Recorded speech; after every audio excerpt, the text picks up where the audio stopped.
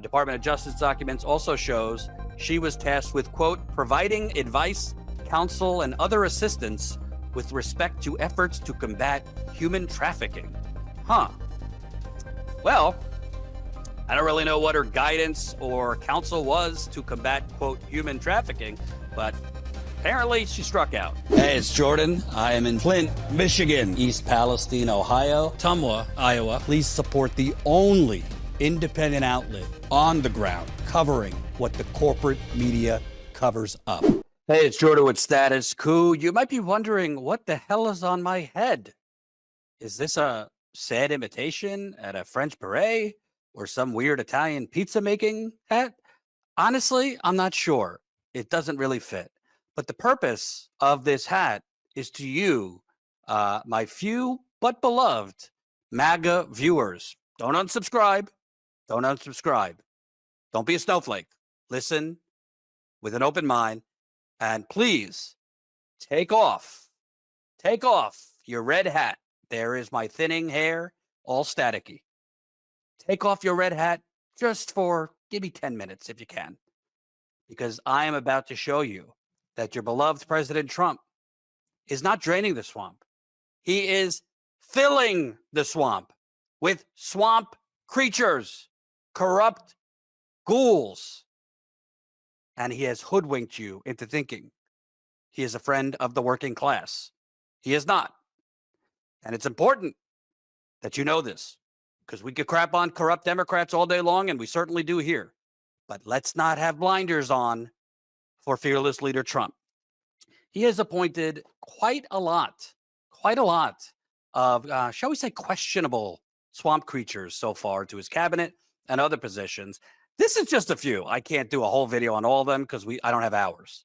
Let's start with his chief of staff pick, Susie Wiles, a longtime lobbyist who ran his presidential campaign or was co-chair of his presidential campaign this time.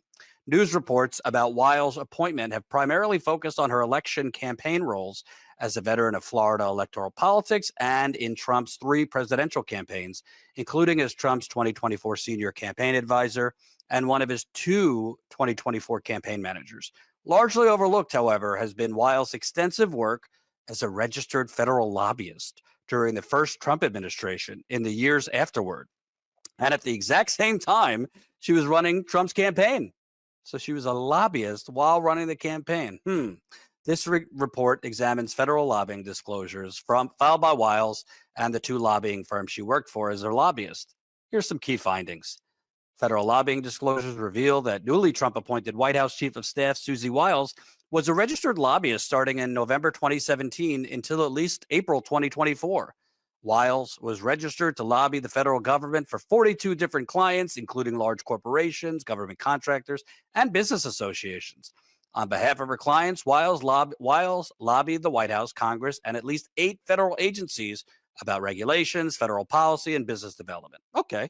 Her federal lobbying clients included a waste management company that has registered removing nuclear waste from its radioactive landfill. Stay tuned for more on that. A foreign copper and gold mining company that wants to eliminate federal opposition to its plan to dig a massive mine in pristine watershed. Sensing a pattern? A tobacco company that sought to block federal health restrictions on its candy-flavored cigars, which the FDA found are attractive to kids. A foreign news company whose owner has been indicted for money laundering. Drain that swamp.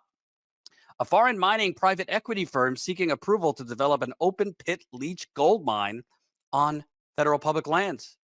Wiles also lobbied on behalf of a foreign political party. According to Foreign Agents Registration Act disclosures filed by Wiles, or on her behalf, she lobbied for the People's Democratic Party of Nicaragua to provide support regarding its relations with U.S. government officials.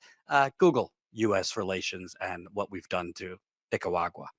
I want to focus on one of the companies that she lobbied for. Here's her client list. That is Republic Services. According to federal lobbying files, Wiles was registered to lobby the first Trump White House, Congress, and federal agencies in 2019 for the waste management company Republic Services.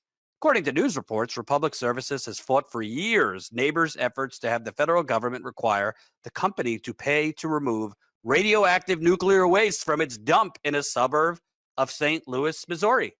Now, this one is personal to me because back in the year 2016, when I was still with the Young Turks, I went to this corporate dumping ground that forced young kids to be outside in masks because it smelled so bad. Yes, masks, because it smelled so bad because Republic Services didn't properly seal the Manhattan Project error nuclear waste that was leaking into the community. Let's roll the tape. And please stay for the whole 2 clips. This is yours truly reporting on the ground right outside St. Louis, Missouri, back in 2016 when I was at the Young Turks from a Republic Service-owned nuclear waste site. Hey, it's Jordan with TYT Politics. This is not some mad science experiment. We have masks on because we are right outside of the Bridgeton landfill, Bridgeton, Missouri, pretty close to St. Louis. And what you're seeing right now is green tarp, a green tarp all the way around where nuclear hazardous waste is underground, underneath that green tarp. What makes this site pretty dangerous is there's an underground chemical fire very close to the nuclear material, and nobody knows how close. Let me tell you a little bit about it. Landfill fires are pretty common, but this one is different. It's only about 1,000 feet away from nearly 9,000 tons of nuclear waste, and there's really no barrier between them. So you have nuclear waste from the Manhattan Project days that was put in here in the early 60s, and there are 9,000 tons. And it's not clear where all the nuclear waste is. The EPA has never thoroughly tested, so the residents in the surrounding areas are very worried because there is, again, an underground chemical fire. Fires at landfills are fairly common, but the bottom line is you have a nuclear waste site near a chemical fire underground, and there is really no definitive knowledge of how close together they are. And if the two collide, you could have a very, very thick explosion that goes out into the air. The reason we're wearing masks is because there is a very strong odor here. Children have gotten nosebleeds. Residents nearby have gotten chronic headaches, autoimmune issues, lupus, fibromyalgia. People have gotten cancers with no family history. The people around this nuclear waste site near the fire have gotten sick. And the company, Republic Services, that owns the nuclear waste site, of course, doesn't want to move it and doesn't want to spend the money to move it. So that's the company that she was lobbying for. By the way, they settled in 2018. I'm going to play you one more clip, so you hear directly from the residents who have to send their kids out in masks to play, who are literally living as prisoners in their own community because people like Susie Wiles lobby on behalf of this corrupt, immoral company to poison entire communities. Let's start from the beginning. The nuclear waste site has been here for how long? 44 years. It's been literally this July, it had its 44th anniversary. It was dumped illegally in 1973, and it's some of the oldest radioactive waste on the planet from the dawn of the atomic age. When Mallinckrodt downtown St. Louis started the production and the processing of uranium for the bombs, we sent the material that we processed out to Hanford and all the other sites. So this really is the first little cupful on the planet right here. And the underground fire, we were talking, it started in 2010. What started the fire? What are the chemicals involved? Tell us about the fire. Wow. So this site is a Superfund site, so EPA has jurisdiction, but it would be a Superfund site even without radioactive waste because it has a lot of industrial chemicals, solvents, white lead, coal ash, you name it, that were dumped in there. In the 50s, before there were any regulations, it was just a giant hole in the ground in a floodplain. It was an old quarry that they blasted out, so it was a perfect place. You had a hole. Everybody dumped their crap. And Then in 1973 is when the waste was dumped. So the radioactive waste. So what's burning right now isn't bananas and, Scott towels and different garbage from your kitchen. This is industrial waste, and you can imagine what's coming out as the byproduct of that. And the fire, there was methane involved, correct? Right. So the best that the state of Missouri, this is what the state of Missouri, who is suing the landfill owner, Republic Services, says happened. The methane was leaving the site, and so in order to pull it back on, they turned the wells up, and they turned them up higher than industry standards, and when they did that, it sucked in oxygen. And with that, it started a fire underground, or a smoldering event that's been going since 2010 and continues on. They are saying that probably 2026, I believe, is when it may burn itself out. So we've got many more years. So there you have it, MAGA. If you're in the St. Louis or Missouri overall area, you voted for Trump. Maybe his new chief of staff that lobbied on behalf of the very company that poisoned this community, that quasi ruined people's childhoods because they had to go out and mask. I could tell you it was 8 years ago. I could still remember how bad it smelled around that whole community. Maybe she'll help expedite putting out the fire before 2026. Maybe. These are the people Trump is appointing. And you could say, Jordan, you're being unfair. Every lobbyist is a scumbag. Well, isn't that kind of the problem? And if we're draining the swamp and going against the establishment, should we not be filling the swamp with corporate establishment hacks and swamp monsters? Just a thought. I mean, what do I know? This doesn't mean Democrats aren't corrupt, so I don't want to hear your whataboutism, MAGA. I cover Democratic corruption all the time, every day. But we can't just have blinders on, focus on corruption when it's blue team, but we got to keep our red hats on when it's the red team. Give me a break. Give me a break. Well, in 2018, Republic reached a settlement for $16 million over that Missouri landfill. Haven't looked into it completely, but even with these settlements, I could tell you from Flint to East Palestine, they're usually pretty inadequate. So we'll see. The poisoning is still there. Poisoning, the damage has been done, but they did reach a settlement with the state of Missouri over their handling of this methane fire in the St. Louis area at the Bridgeton landfill. Now let's move on, shall we? You think it could get worse? Let's move on to Trump's attorney general pick, Pam Bondi. This was his plan B after he appointed the alleged, pedophile Matt Gaetz, who allegedly did some child trafficking or having sex or orgies with minors. No big deal on that one. So before we even get to her ties with Qatar, the country, let's get into, it seems to be a pay-to-play exchange between Trump and her when she was attorney general in Florida. So here's the timeline. Late August 2013, she was attorney general of Florida. Bondi reached out to Trump seeking financial support for her 2014 reelection campaign in Florida. September. So a month later, Bondi's attorney general office acknowledged that it was investigating fraud allegations against Trump University, which scammed plenty of students actually trying to learn about real estate and business. September 2013, same month, Trump's charitable foundation, which is legally prohibited from donating to political campaigns, cuts a $25,000 check for a group supporting Bondi's campaign. So it doesn't give it directly to Bondi's campaign, gives it to an outside group supporting her campaign. October 2013. So this is all in a course of 2 months. Bondi's office magically reverses course, said it wasn't pursuing allegations made against Trump University. I'm sure neither of those things are connected.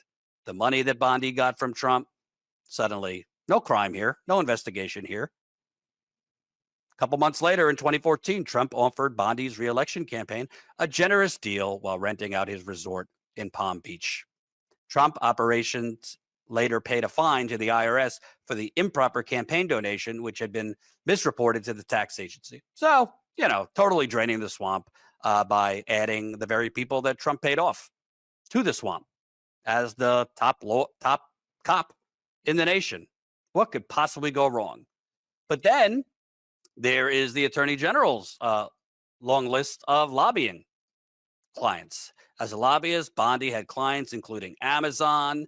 I've covered Amazon extensively. We know how friendly they are to workers, many of whom might have voted for Trump. General Motors, another corporate criminal who has been sending jobs offshore for decades. The very jobs Trump says he wants to bring back, the very plants Trump says he's going to bring back. She lobbied for them. Uber, notorious for exploiting its drivers. And Qatar, the country of Qatar. Lobbying for the country of Qatar. Let's get into that. Pam Bondi's lobbying for Qatar explained. By the way, Qatar is a notorious human rights violator. Well, Jordan, so is America. Well, my mama said 2 wrongs don't make a right. What about you? So let's get into this. President-elect Trump's new pick for Attorney General once earned $115,000 a month.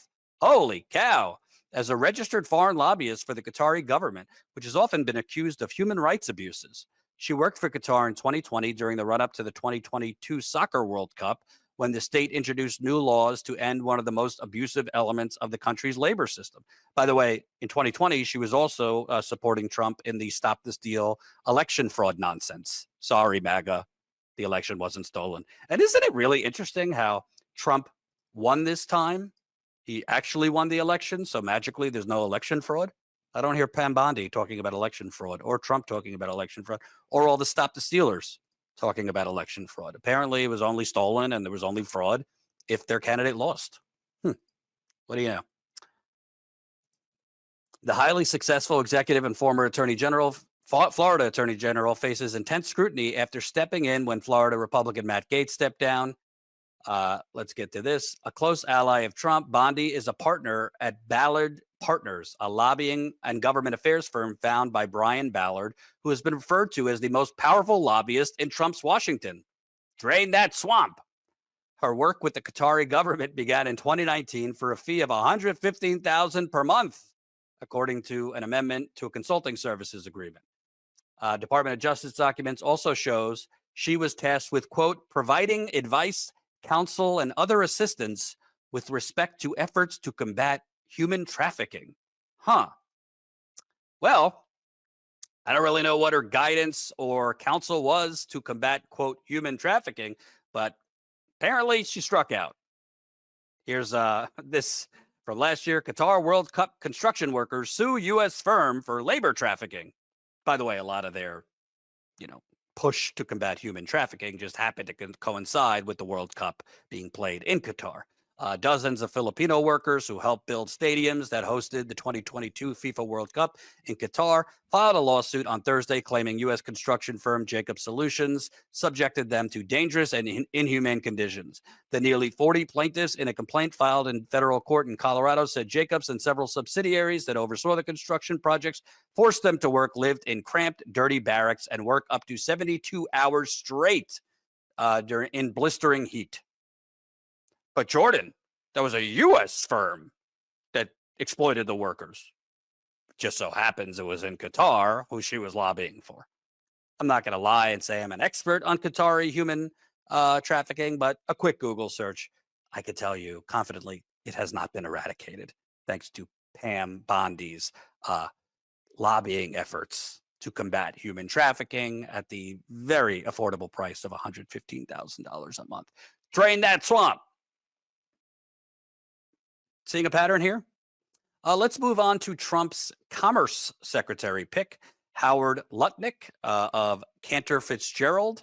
Cantor Fitzgerald is one of the most notorious financial firms, tragically lost most of its workforce during 9/11 in the World Trade Center building. Howard Lutnick's China ties draw fire after Trump taps him to lead trade war.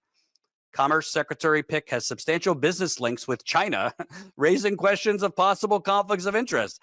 MAGA, it just seems like he's picking people who are going to financially benefit themselves, not you, the people.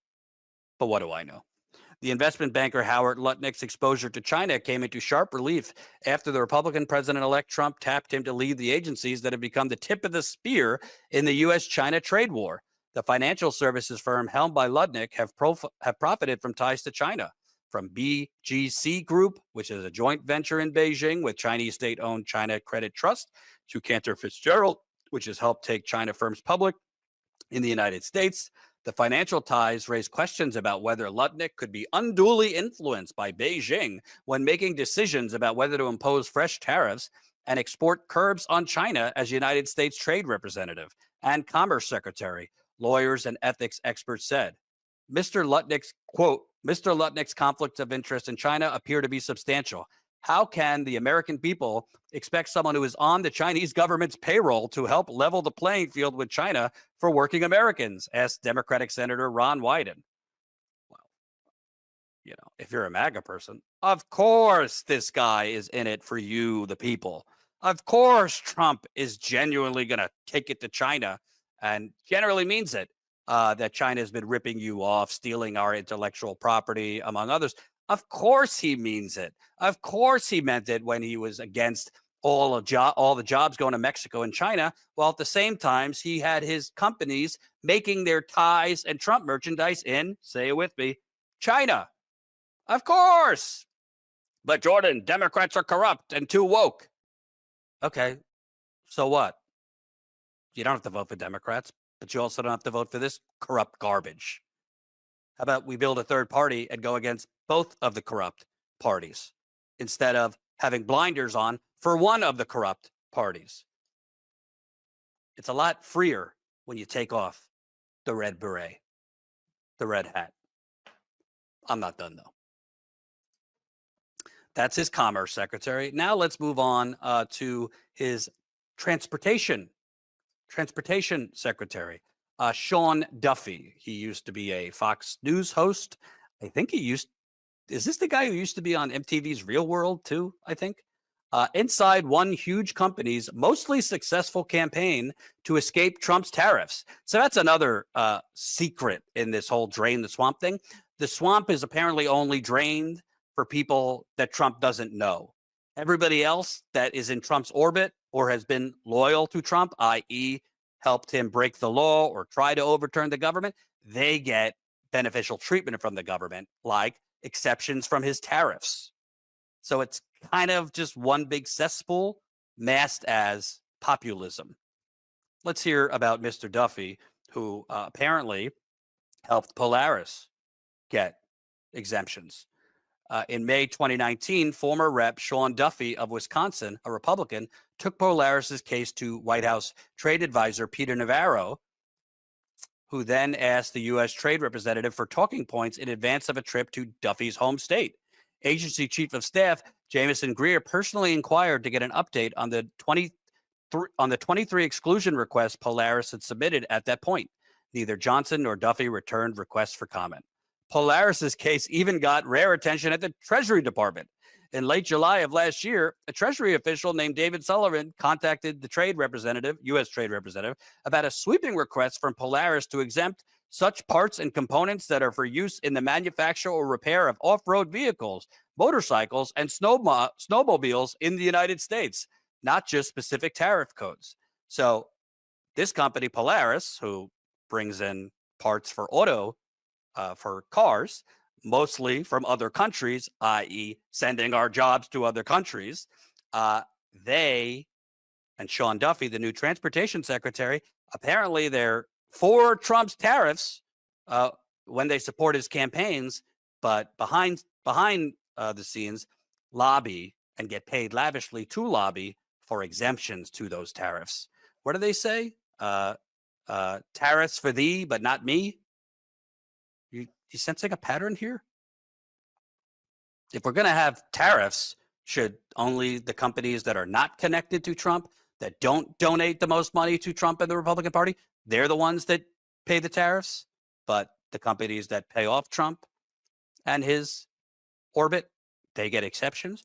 That doesn't sound like draining the swamp. That just sounds like filling the swamp and moving around the furniture. Could be wrong, though. Let's move on. Trump's Middle East envoy. His Middle East envoy that he just appointed goes by the name of Steve Witkoff, Well, he apparently has some conflicts of his own. Trump's Middle East envoy has prior ties to oil-rich nations there. Steve Witkoff's involvement with two sovereign wealth funds as he bought and then sold Manhattan's Park Lane Hotel demonstrates the potential of conflicts his new role will present. Steve Witkoff, the billionaire New York real estate executive whom President-elect Donald Trump has named as his special envoy to the Middle East, was in a jam. The year was 2018, and Witkoff's co-investor in a Manhattan hotel project had been indicted by the Justice Department on fraud charges. A plan to convert the hotel into luxury condominiums was also on hold, but there was a two-part rescue of sorts from the kind of real estate angels that New York's property investors have increasingly turned to. First, Abu Dhabi's sovereign wealth fund expanded its stake in the troubled hotel Park Lane, which sits at the southern edge of Central Park. Then, in an even more crucial move, the Qatar Investment Authority last year dispatched $623 million as a leveraged buyout of Mr. Witkoff and his partners. So I'm sure the Trump's new Middle East envoy, who's made God knows how many millions off the very, very known for its integrity, Qatar, I'm sure he's going to play it straight in Middle East policy, and he'll go after Qatar and its human rights abuses too. Yeah. And finally, Vice President Musk and Secretary of State Vivek Ramaswamy. I'm just kidding.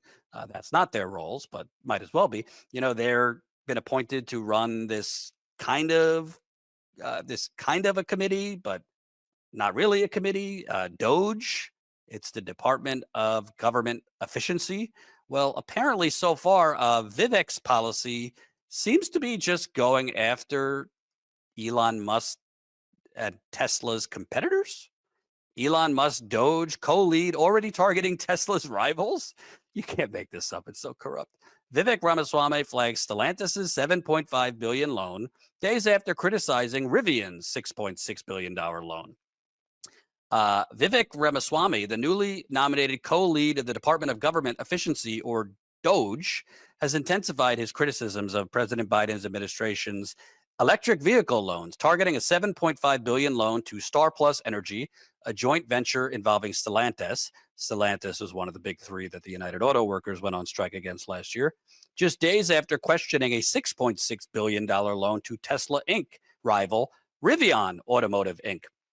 So apparently the Department of Government Efficiency, some of its priorities seem to be shutting down or weakening business rivals to Elon Musk. I'm sure Vivek, in return, will not get some benefits from his government service, not to mention the laundry list of programs that actually help poor people, hungry children,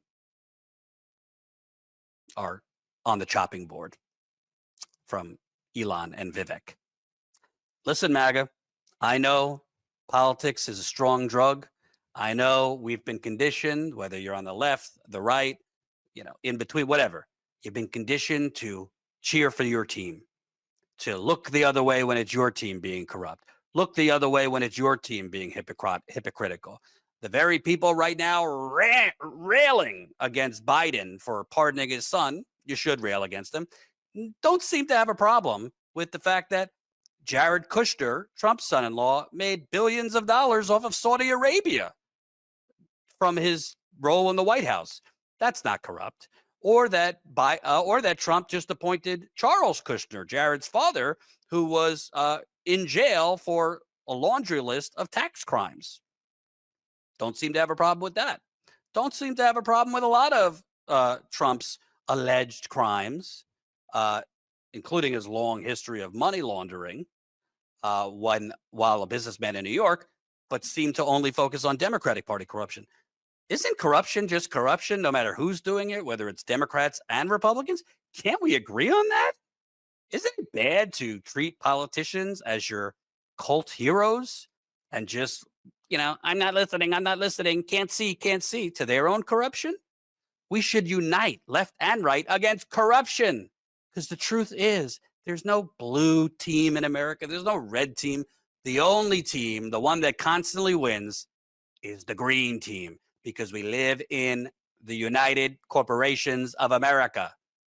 Hit it, Colin, on the way out. our United Corporations of America theme. And if you want more actual investigative reporting like this, please support Status Coup as a member for as low as $5 a month. StatusCoup.com/join.